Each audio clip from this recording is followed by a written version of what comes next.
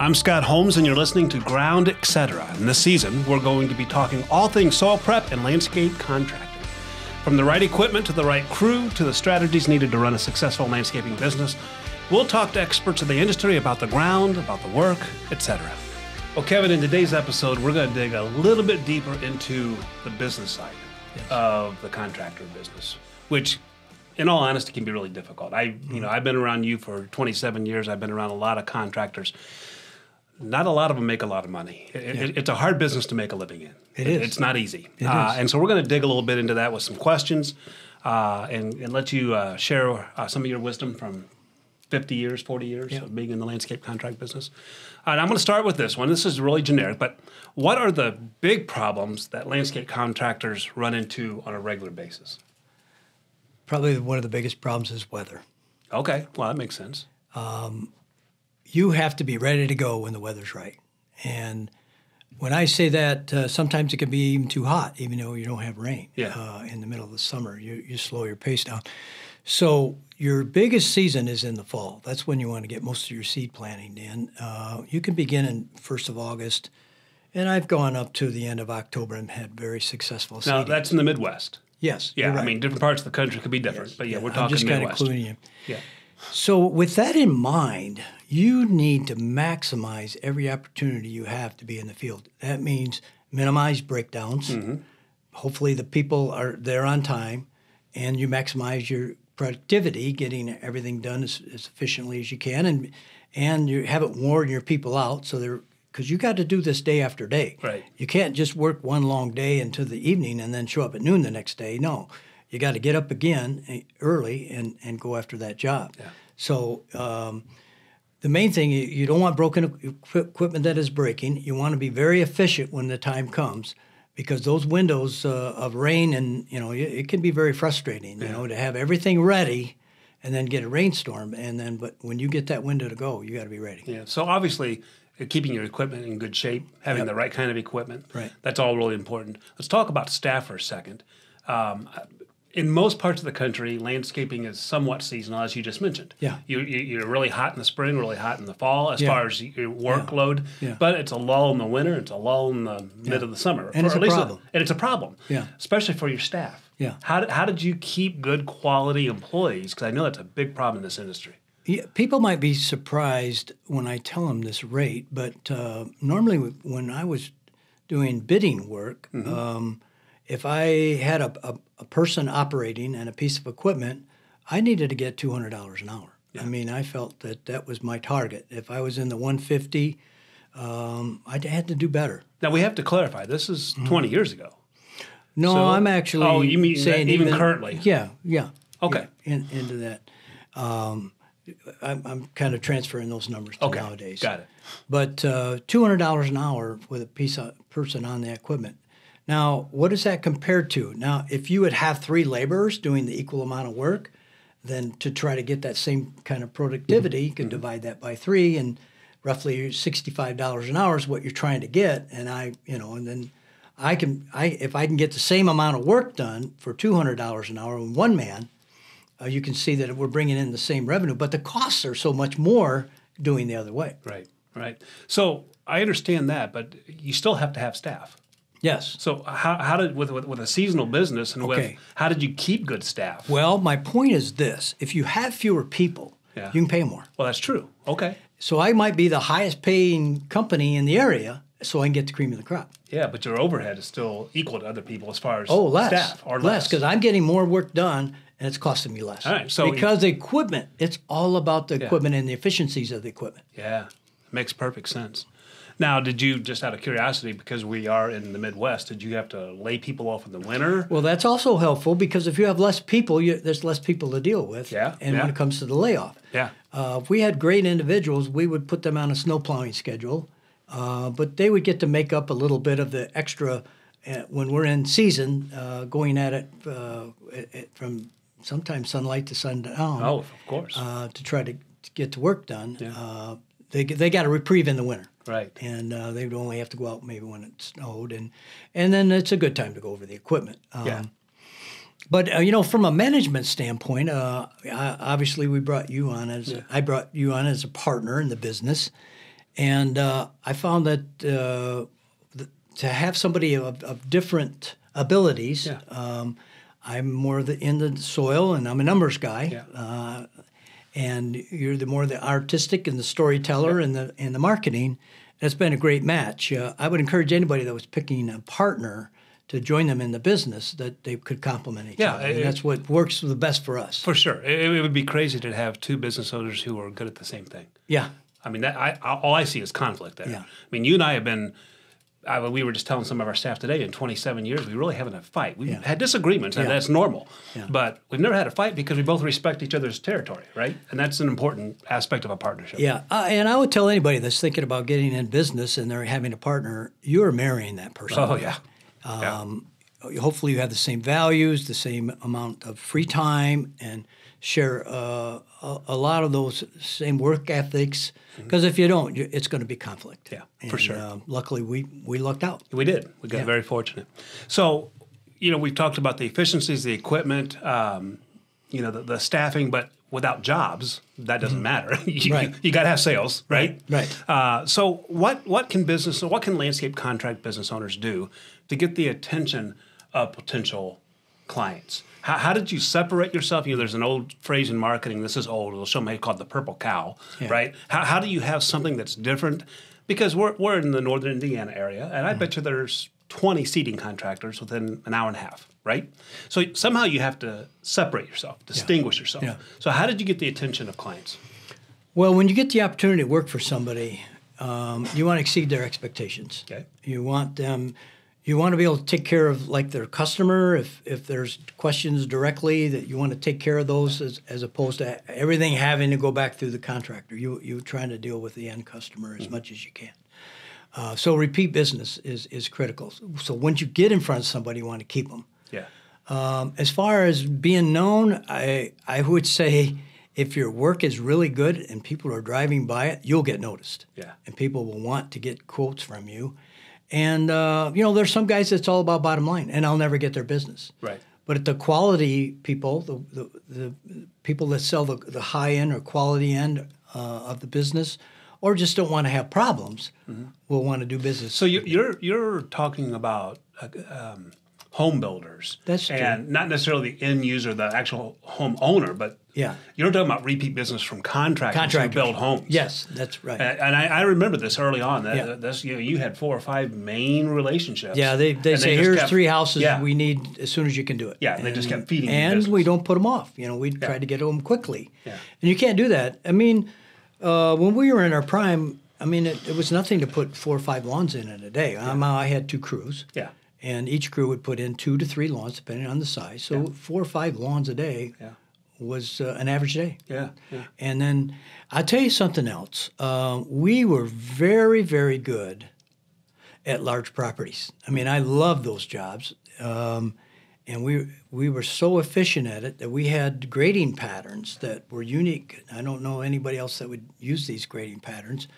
But I would, if I had 400 feet by 100 feet, I would do very large circles. I would go 100 feet and catch both edges and just start going down the field. So inside to outside. Inside, outside, and then, and here was the key.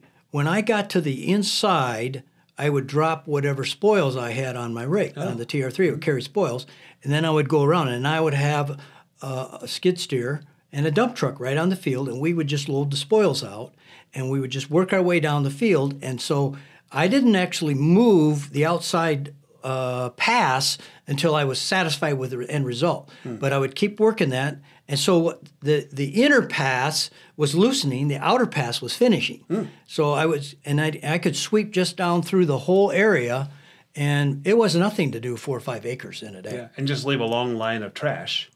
The trash was being picked up as we went. Yeah, but the last thing you ever want to do is rake an area and then make a bunch of piles. That's never a good idea because you have to go over the finished area to pick these piles up. I always like to pick them up as I'm going. Okay. So if I got 75% of that pile, I just kept kicking the pile down, and I never had to do that final cleanup, pick up that final rock. I just kept getting bulk, move the bulk. Yeah. And then I got finishing passes, and then we get all done. We put the cedar on it and applied the mulch. But oh my gosh, I can't tell you how many dollars we could do in it. You know, if we did 4 acres and we were getting 3,000 or 4,000 an acre, it was a good day. Yeah, no kidding. Yeah, good day. So aside from having relationships with builders, which obviously is, I mean, you would advise anybody to go out there and network, build those relationships. Contractors. Contractors, right, who will feed you They're work. doing school jobs or big commercial work. Yeah, you want to get all the not only home builders, but any contractor that's building. But a I lot also, of excavators, too, need a seating company to work beside them because they don't want to do that work. I know. You used to do a lot of repair work on septics and you know, things like that. Too. So, yeah. So that's generating business from relationships and ongoing repeat. But I also know that you had sales guys out, and I know you did it too, that you just right to the end user. I mean, somebody had a new home, the contractor didn't have in his contract to put the lawn in, and they had to put their own lawn in, right? It happened. Yeah. So how did you get their attention? It's easy to see somebody that needs a lawn, and you can see the progress coming up from when they dig the hole, and you know what's coming up. So we had flyers that we would put insert into a door, wrap a rubber band and attach them to the doorknob, and they were very effective. I'd hit a neighborhood, I'd drive around in the area and drop those, and I was looking to get one because I knew if I could get one, I could get the rest of the neighborhood to at least pay attention to me because they would see, wow, they came in 3 or 4 hours, they put the whole lawn in, it looked great, it came in great, they followed up, they did the fertilization. And again, I'm 1/3 the cost of sod. So here they are contemplating, do I want to pay for sodding or do I want to do the hydroseed? Yeah. And we won a lot of business that way. Yeah, that's great. So we did talk about, how you would win the bids, and let's talk about the end user. What was your differentiator on your quotes and on your process that helped you win a bid against competitors? Well, I think I averted to this in the earlier pod that I try to be truthful. Yeah. If somebody was, I was trying to give them a realistic expectations. If we were doing the spring or early summer seeding, I would tell them we're going to run into some problems. The germination will be difficult in the heat. In fact, I came up with, I had situations where we'd put lawns in and people would have irrigation and they water, and it would total of 100% crabgrass. Yeah. And then I do other jobs that were roadside. I don't know about different parts of the country whether this would work, but in Midwest it worked.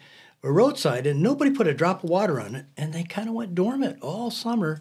And when the cool rains came and the season came upon them, the fall season, that grass would come in. And so the roadsides that didn't get any water actually looked better than the heavily overwatered because they lay dormant lawns. And waited for the right temperature. temperature. And they kind of lay dormant, and the weeds didn't prosper and have to compete. And then when they did get the rain, the seed, it's surprising how long a seed will sit there and until you actually gets the moisture and will come in. Is there ever a time not? I mean, so and I understand this from being your partner for years. Seed will lie dormant and come up, but is there a point where it will burn out? I mean, do you not want to put it at a certain time and have too many months of dormant? Sure. I think it's always risky to do something in early part of June and no water on it all summer. But it is surprising what will come in. But I would also tell you this, that you need to be good at overseeding. And when I say overseeding, I like to use an aeration process. When I want to open up that ground and re-loosen and then enter in some more seed when I do that. And we're actually introducing a very powerful aerator underneath the force. Yeah. And I think it's going to be great for lawn renovations, for seedings that didn't come in exactly the way they should have. They just need a little help, and this is going to be a tremendous tool. I think we can talk about it. I mean, by the time this airs, people will have seen us at Equip, and they'll have seen it. And it's actually a partnership with another company, but it's a brand that you used. Before I was your partner at ABI, I was an employee for a couple months with Hydroseed, and this is what you had me doing. Yeah. I was going out and using this AERA-Vator. I just gave it AERA-Vator away. by First Products. Yeah. First Products AERA-Vator. And I mean, besides your own inventions, I've never heard you brag about anything like you have the AERA-Vator. Right? Very powerful. For what reasons? It shatters the compaction of the soil, and it creates holes for water to penetrate, but it also has a vibration aspect to it that shatters the surface tension. Yeah, right. And allows the roots to go down Yeah. and the moisture to go down. And then on the tractor version, I know the one I used actually had a seeder with it. Yeah. So you could overseed Yeah. while you were aerating. Yeah. That was an interesting concept. I like the aeration action, and then I would actually take a actual seeder and run it over it. Yeah. And I got amazing results from that. Yeah. So one of the things that's coming out at Equip, and people have seen our Z23 for years now, almost 8 or 9 years. We've had it on the market. But we've never been able to do active attachments. Yeah. We've never had the hydraulic reserve capability to run like a power rake or an AERA-Vator or a power broom. Yeah. But we can now. We can now. You and our engineers have figured this out. Right. Yeah. We're very excited taking it to another level.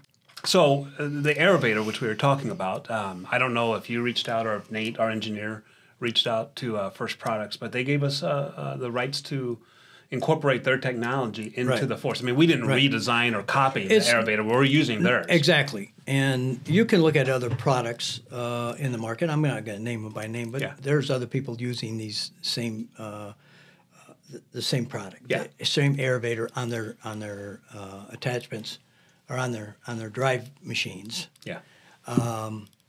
But our uniqueness is belly mount. Yeah. Most of them are behind it, and the way we've actually been able to pivot this, it's kind of unheard of that usually they have to go very straight, pick it up, move it, set it back down, and go.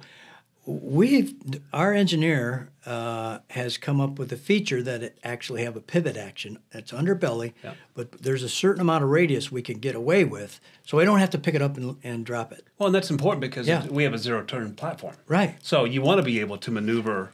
I can go in, go around a tree, come back. Let's keep it engaged. That's great. Yeah. That's going to be a really big winner. I think people are going to love that. And of course, you know, we've always pitched against the power rake, but that's an industry standard, right? And so now we're welcoming that back into our portfolio. Here's my take on that. I don't think the power rake, and I don't know, I could probably talk about it as a Harley rake. People know it as that. Yeah. Should be used to relieve compaction. Yeah. It's an inch nub, inch and a half nub. Say what you want, but it doesn't break up the compaction. Right. So if you have a tool that can get through like a TR3 or a SR3 or something with scarifying action to rip that compaction up, and now you're trying to go over the surface and you want to use a Harley after you've relieved the compaction, I don't have a problem with that. But believe me, if I don't have to have a $70,000 piece of equipment with a Harley type attached to it, just think of the cost savings. Yeah, no kidding. So, and the maneuverability. And maneuverability. I mean, obviously, everything that you and our team have designed over the years has been about efficiency, about speed to completion, about profits, helping contractors make more money per hour. Exactly. I mean, that's what it's all about.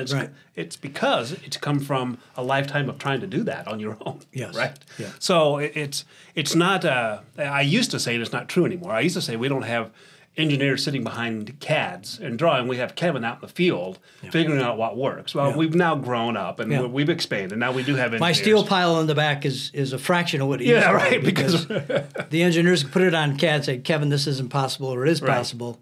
And then when we go and actually make a sample of it to test it, we're so far much farther down the road. Yeah. So another question about owning your own landscape business here. What is the hardest, most difficult, most challenging part of owning a landscape contracting business, particularly seeding contracting?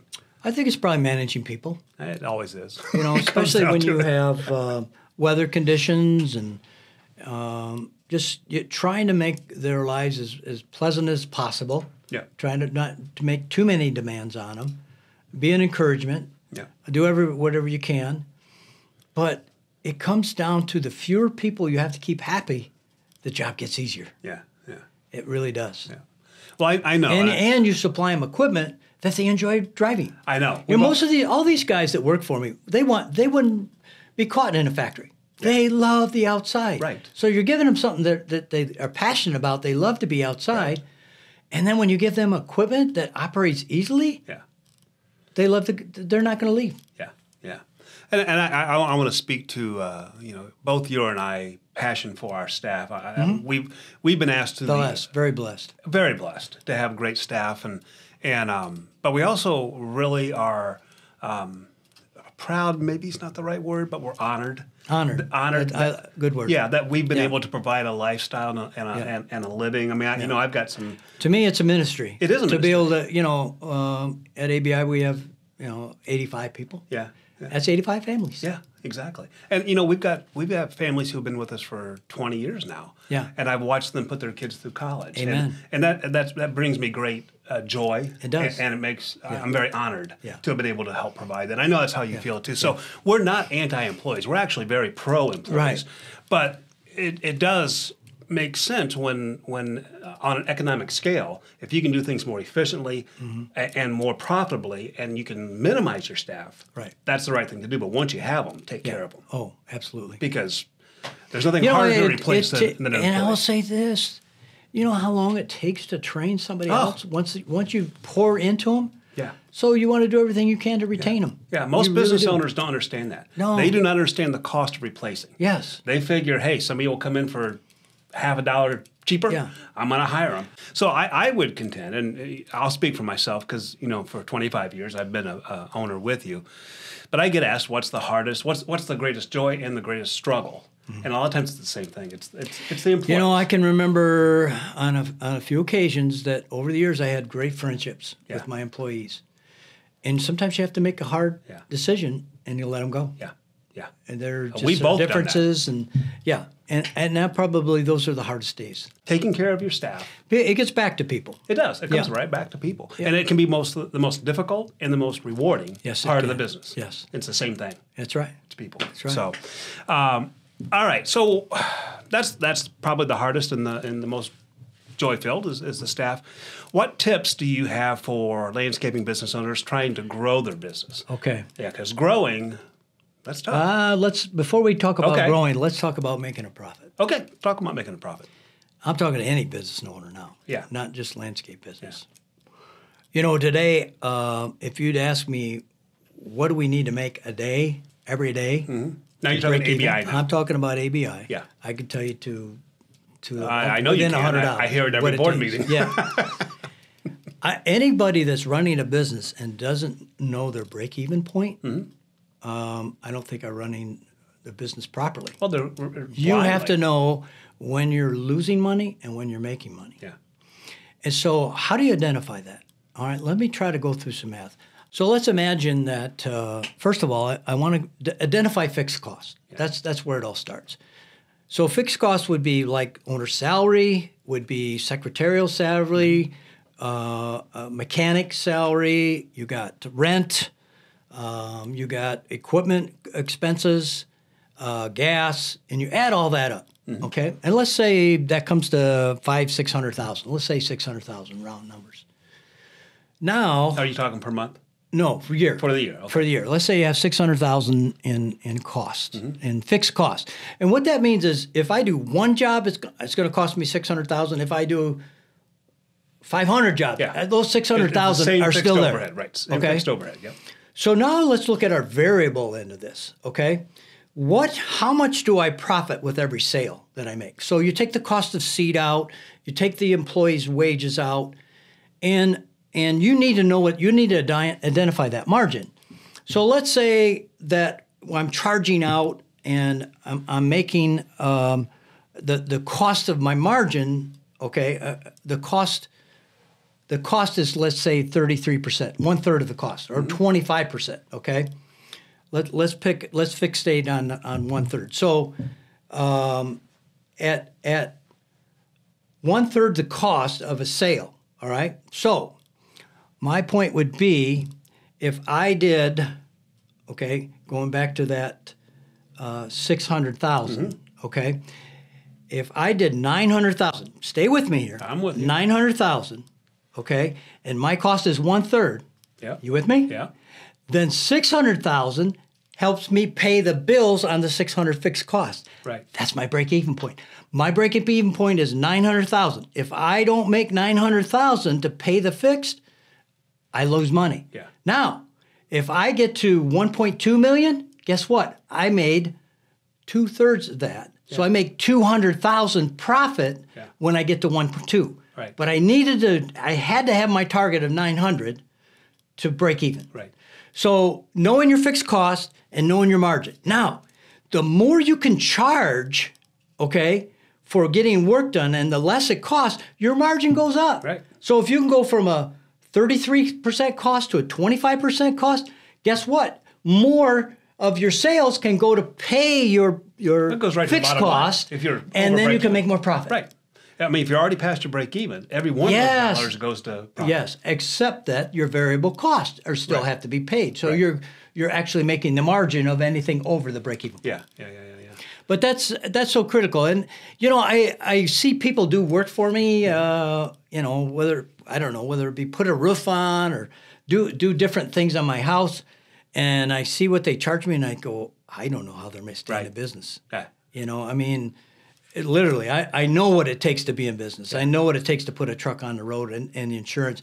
But I will say this, we are seasonal. We have to make all our money in 30 weeks. I don't look at 52 weeks. I've got to do all of my hydro seeding, seeding going contractor. Back and forth. I know, but that's a 30-week thing. Yeah, so I have to make all that money in 30 weeks. And then I always look at snow plowing as an added bonus. Right. I don't count on that.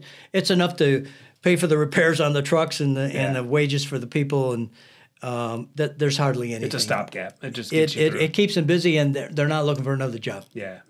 But if you have a bad winter or a good winter, depending on which way you're looking at it. I've heard of landscape companies actually make more in the wintertime. Really? Than in the summer. And that's a puzzler to me because I know the fixed costs, and I don't know how you could charge enough to actually make that work. What they might be doing is bringing in more revenue, but maybe not more profits. Yes. I mean, there's a big difference. When you start subtracting the repairs on the equipment that's damaged, because it's very rough work on your equipment. I mean, I have fallen victim to this trap of, if we just made another $1 million next year, we're going to make more money. But if you spend that, if you buy that sale, well, you can make $100 million, but you might only make $100,000 at the end of it. It doesn't really matter how big your top line is. It's really about your bottom line. Yeah. It's all about your bottom line, which comes into those efficiencies and processes and things like that. I can't say it enough. Here's the illustration. Let's say you have an employee and based on wages or whatever, they might make $40,000 or $50,000. Okay, well, you buy a Force, okay, the Z23, Z23, and let's say it's $30,000, $35,000, and there's a 3-year guarantee. If there's anything goes wrong with that thing, let's say an engine, it's going to be replaced. Right. And we've had them out there. We're not getting any of that. I don't want to imply that at all. No, but let's say you get 5 years out of that. Well, that's about $7,000 a year. Right. So you're looking at $7,000 a year in cost of the machine. Now you got to put some gas in. Yeah, it. sure you do. Yeah. But compare that to a wages of one person when it's replacing 3 people. Right. No, I don't know how you have to invest in equipment if you're going to be in this business. If you think you're going to get everything done by laborers, plan on working for nothing. Yeah, that's exactly right. That's exactly right. So if a contractor wants to grow the business, let's say that they are bringing in... I have a best example I can give you. Okay. One of the largest hydro seed companies in Ohio came to see me 20 years ago. Yep. There's a video in I YouTube. remember I shot it. Henderson Turf. Yeah. And this gentleman was using Harley rakes. Yeah. And he had 23 people. And I showed him all my methodology. I showed him he bought them all. Yeah. In fact, every year he buys like 1 or 2 more tools. Right. But I showed him how we loosen the soil with a TR3, how we get up to the edges. He says, man, my guys, I'd have 2 guys just doing the edge work. I said, yes, I know. And it eliminates all. He told me he went from 23 people down to 10 and grew the business by 50%. Ah, that's crazy. So it was just nothing but profits to the bottom line. Yeah. And he couldn't say enough. Yeah. So you kind of answered my question, but there's got to be, maybe from a marketing, I don't know, but if a contractor's making $750 and he wants to make $1 million, and he's got a fixed overhead that can support it. When you say make, you mean top dollar. Top line total sales. Total sales. Yeah. What would you recommend? How would he go about growing that business? Well, that's the other end of the business, and that's what you're good at. Yeah, I know. You were good but I'm interviewing you. I'll ask you that. I'm interviewing you.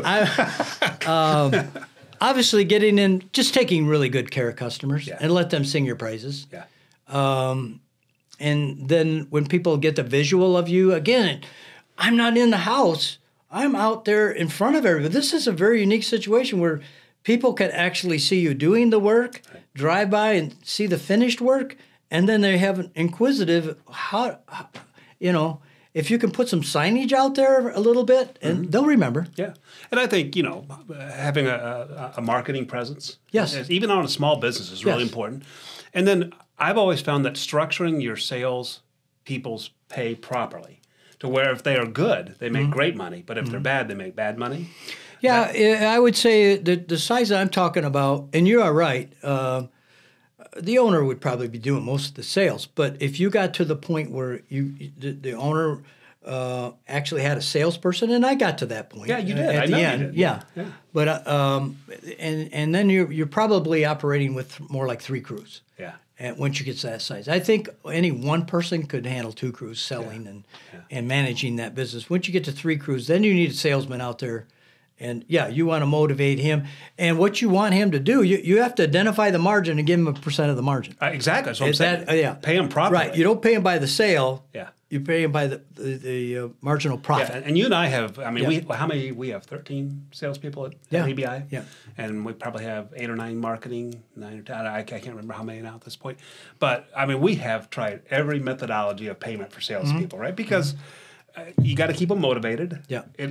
Sales is not always fun because it's very mathematical. You just have to pound the phone, pound the pavement, whatever methodology it is. But when you give them an unlimited amount they can make, if they hit certain targets, that's true. I think those are the right kind of salespeople. I don't care. You and I have said, if we have somebody making $500,000 a year in sales, God bless them. Because that means we've made $1.5 million in profit. Or I'm just throwing stupid numbers out. But you know what I'm saying. After you cover your overhead. I understand. You got to know where your overhead is. You got to know where your fixed costs are at. I think that's a big takeaway from this session is you got to know the math behind your business. Yeah. If you don't know the math, if you're just out there swimming, trying to bring in sales, you're probably not making more money. Inefficiently, more sales can actually make you lose more money. Right. If you do it inefficiently. If you do it inefficiently. I totally agree with that. Yeah. I totally agree with that. So one more question here on equipment. How do you make sure that you have the right equipment? And I know we're going to sit here and say you need ABI equipment because we believe we're passionate about it. But if you're out there as a general contractor, is it going to trade shows? Is it trying to sneak around and see other contractors' equipment and what's working for them? Because I know one thing I learned a long time ago is contractors don't like to share their secrets. Isn't that the truth? Isn't that the truth? We would have situations where we would sell a tool in an area, and they'd almost put a tarp over it because they said, this is a competitive advantage over my competition that I don't want them to know how I'm getting them done so successfully. Yeah. I made sure. And it's so different because we do sell to the equine market, and that market is so different. Yeah, they love because to talk they love about to tell everybody, wow, you need to buy this. Because they're, Well, their arena drag's not making the money; it's keeping the horses safe. Right. The contractor's making the living. Making a living. Right. Yeah. And I can, my job was to pretty up the equipment that you invented. Right. Label it right, make it look right. Yeah. Make sure all of our content. I can't tell you how many contractors would call me and go, I love that TR3. I scraped every label off. It's like, oh my gosh. True. Everything I tried to work for is they're just taking it off, right? Yeah. Because they didn't want anybody else to see it. Yeah. So how would you recommend that a contractor make sure that he is getting the right equipment? Come to ABI. You know what? I think my son lives on YouTube. Yeah. And so Google it. Yeah. Google lawn prep. Yeah. You're going to get a lot of ABI. Yeah. We have a lot of stories. We have people that have had driveway experiences and they love the tool. And that would be my advice. Yeah. And Google the other equipment too. Yeah. And I think you'll find that there's a heavy preference. And I guess my question would be is, in some of these other competitive tools, how new is that tool? Is it brand new? Mm-hmm. Did it work really good for a month? Yeah. How many of them are out there that have been out there 10 years and still working, still doing the work and not breaking down? Right. Very few. Very few. In fact, there's a lot of tools out there that can't take the day-to-day work, and it can't survive a couple of years. Yeah, yeah. Kevin, is there anything else you want to share? My questions are done.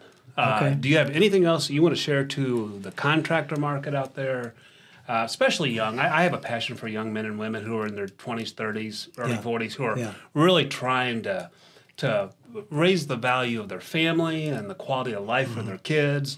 I mean, do you have anything else to share? Anyone interested in this industry, in this type of line of work, my guess is you have a passion for it. You have a passion to work outside. You have a passion to work in the dirt. It grew up with me. I mean, I was on the sod farm. In fact, I remember being in an office and I would see trucks drive by or I'd see work being done outside and I'd be drawn to it. But you know what? If you're doing what you love, it's not work anymore. Yeah. It's not work anymore. And it just couldn't be more true.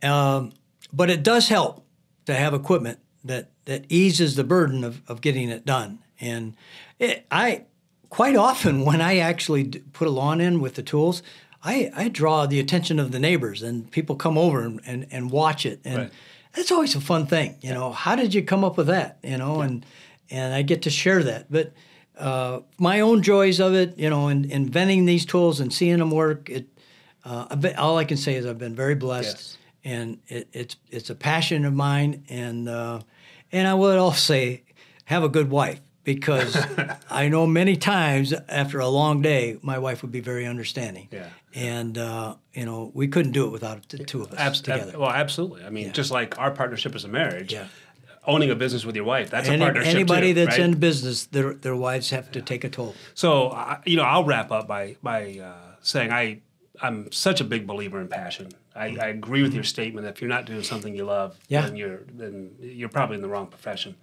But I also know that you can have passion about something, but not have the efficiencies, not have the right staff. The passion will leave and pretty the passion quick. will go away. Yes, it would. You can't be under a cloud of burden financially, emotionally, physically, doing something you love and still enjoy it. It doesn't work that way. Well said. Yeah, it doesn't work that way. You got to get out ahead of it. You got to do things the right way. Yeah. And then you get to live your dream. Like you and I have lived our dream. We are living the dream. We are living the dream. Well, that's all we have for today. Thanks for joining us. All right, it's been a pleasure. Yeah, it's been great. This has been a great conversation. I'm glad we were able to document this, not only for the podcast, but just for the sake of documenting this conversation. So this has been great. I'm glad you're listening, glad you're watching.